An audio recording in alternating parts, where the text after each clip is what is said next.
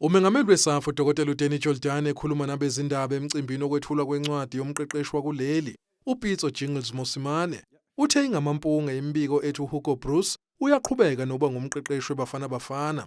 Exinwa ngemibuzo ngabezindaba, ugcine ethe ikomidi elibhekelele lokho lizomemezela maduze umqeqeshi omusha.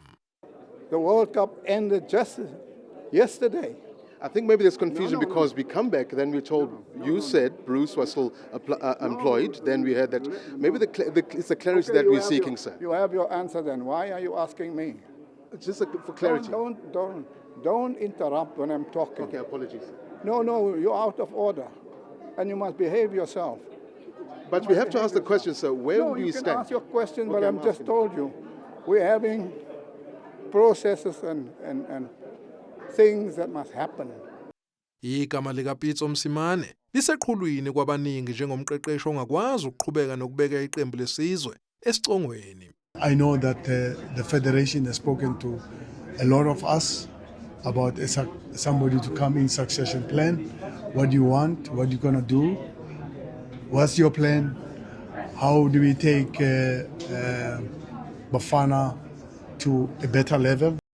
Lo mqeqeshi osebuye eqeqesheni amaqembu amaningi emazweni omhlaba wethule incwadi yakhe ezocebisa intsha nabaqeqeshi ngamasu ebholeni kanobhutshuzwayo. Uthe ukholwa ukuthi incwadi yakhe izolekelela kakhulu ekuthuthukisweni kwebhola lezinyawo kuleli. I also believe this principle can contribute to coach education pathways within our football structures, from SAFA, COSAFA, CAF, FIFA, helping to build a more consistent and sustainable approach to coach development across the continent.